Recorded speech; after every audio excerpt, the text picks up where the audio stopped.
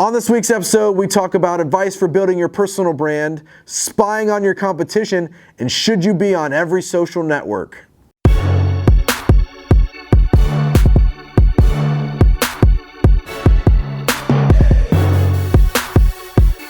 Spud me. Welcome everybody to the DISRUPTu show. I'm your host, Ryan Thogmartin, and this is the funeral profession's most disruptive web show, and we are in basically a empty office, right? It's me and Cody, our camera crew here. Everybody's gone. We're shooting this late in the day, an odd time to shoot. I do a lot better, I feel, when there's an audience and we've got some energy clapping behind us, but we're going to bring value anyhow. So I want to answer last episode's would you rather, and it was, would you rather freeze to death or burn to death? I hate being hot, so I absolutely would rather freeze to death. And I believe that I read somewhere that when you get so cold, you just kind of go unconscious, so you would just fall asleep, as where if you're burning, you feel it. So I rather freeze to death. We had a lot of great comments on our prop. We had a lot of suggestions of what we should fill this with, ranging from Skittles to hardcore liquor to thumbtacks. So give us a suggestion. We're going to fill it with something. Paul said that it absolutely is a much better prop when it is full of beer, some sort of micro brew that's local. So I don't know, we'll figure it out, but let's get into the show. Spud me. We're back to hover spud today. Josh just about wiped out.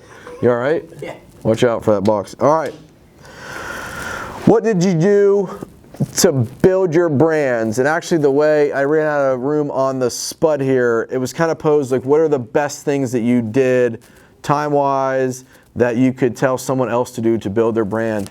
And honestly, you know, my personal brand is every bit as valuable, if not more valuable than Disrupt Media and the business brand. So some of the things that I did, and it comes down to just really what we're doing now, and I'm still doing and living every day, and that kind of seems to be a theme of this show and what we talk about is, you know, I'm really living the advice that I'm giving, and hopefully you're finding value in it. You know, let me know if we're providing value, and if we're not, let me know that as well. But you know, I feel that the content creation, some of the best things that I did to build brand and are still doing. And it's not necessarily just pushing out a mass of content.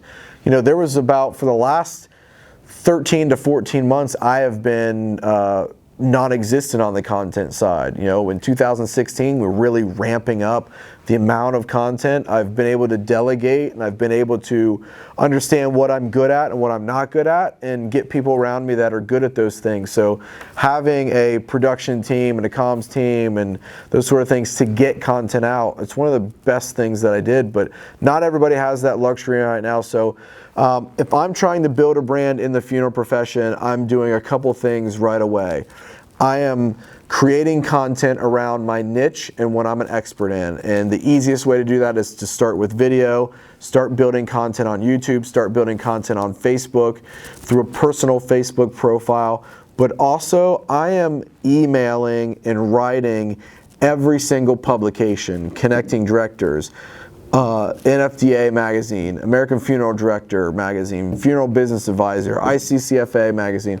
I am writing every single publication in the funeral profession, and I am offering to write content for free around a specific niche that I am an expert in, or feel that I'm have the most expertise in.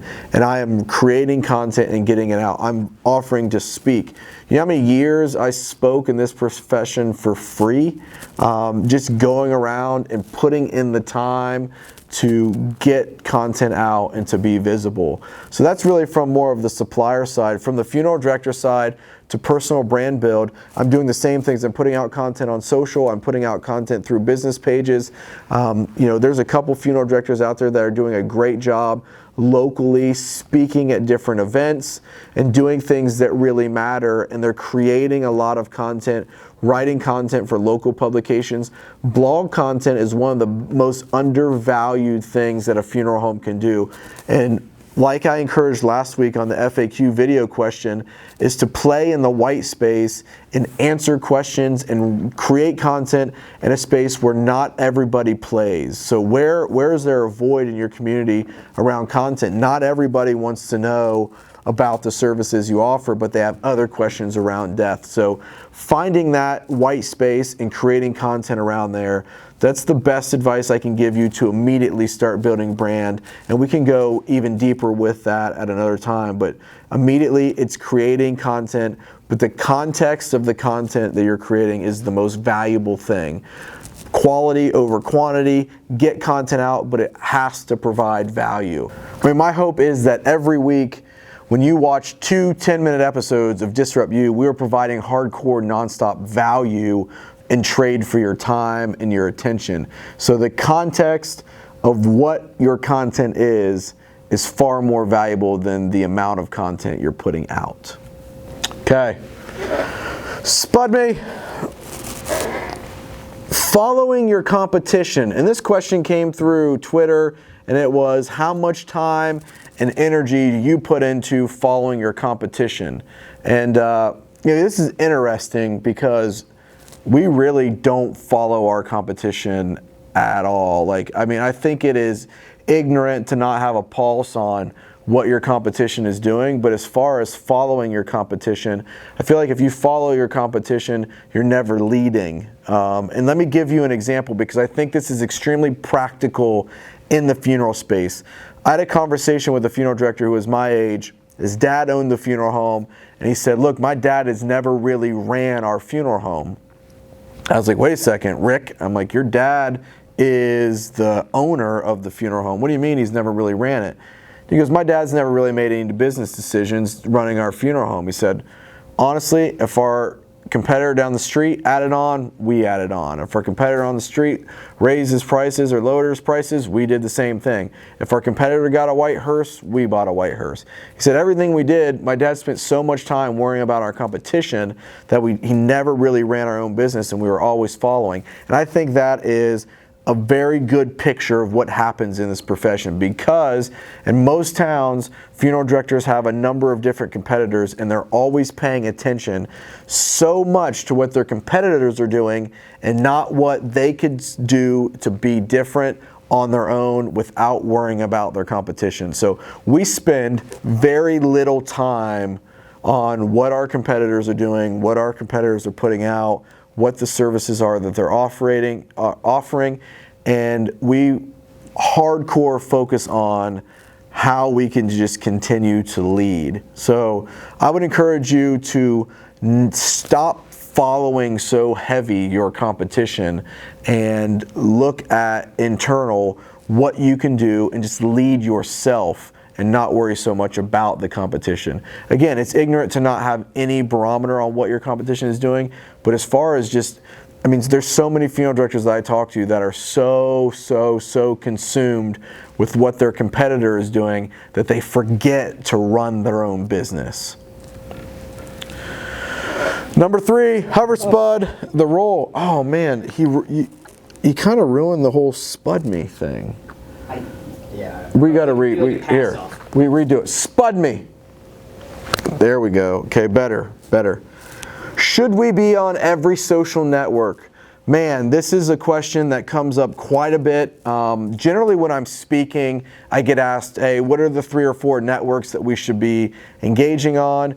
And when we present to a client and we do a demo and we do an RFP and SOW, and there's always like, well, what about Pinterest? What about YouTube? What about Instagram? What about Twitter? Should we be on those networks as well? And the answer is this. You need to be where your audience is at and where you can provide the most value. And being on all of these other networks is good, right? It's great to have a presence in different places. you can't effectively be good at every single network. It's too much time, and every network deserves and requires its own content and own conversation. The way content is formatted on Twitter is different than Facebook, is different than Instagram, is different than Snapchat, is different than YouTube, is different than Vine, is different than Pinterest. You know, different image sizes, different formats, hashtags, no hashtags, character length. You know, there are so many different things. On Instagram, it's heavy visual, and if you can't capture somebody in a split second, you don't win. On Facebook, you've got more opportunity for text and to storytell, where on Twitter, it's very low graphic, very high text, and you've got to have a hard-hitting punchline and be able to drive attention in 140 characters. Snapchat, you've got somebody's attention for 8 to 15 seconds, so you know they're dialed in. Every network deserves its own attention and deserves its own dedication to storytelling and formatting of how you're telling that story. Do I think you, as a funeral home, should be on every single network?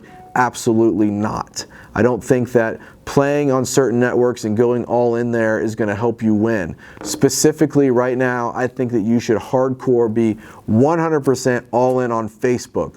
When you figure out Facebook and you've got a good handle on that, you should start to shift your attention to something like an Instagram. If you're creating video content, Facebook, YouTube, maybe a teaser on Instagram, but you can't effectively manage all of your social media on every single platform.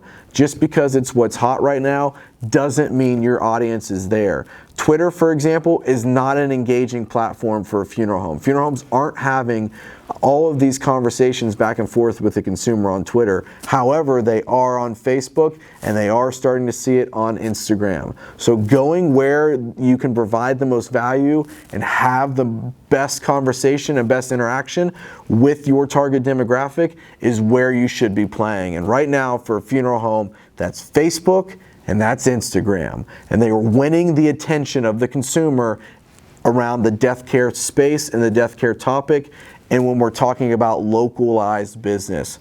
So no, you should not be engaging on every single network. Okay, that wraps it up. I feel like that was good content. I feel like those were three great questions that we haven't really hit on. All questions that we've been asked multiple times through different conversations, through Facebook, through Twitter. So I'm glad we're finally getting to them and we're getting caught up with the questions.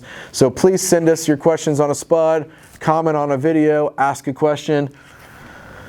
This week's Would You Rather, in honor of tomorrow's launch of Batman vs. Superman, we're going to ask the question, would you rather be Batman or would you rather be Superman? Answer in the comments below. Please engage with us so we can provide some more context. We can get engaged with you. Ask your questions. Let us know, would you rather be Batman or would you rather be Superman? Until next time, keep disrupting. Hey, don't forget to subscribe. That's all I'm asking for, is for you to subscribe below. Click the red subscribe button below. Subscribe, please. Thank you.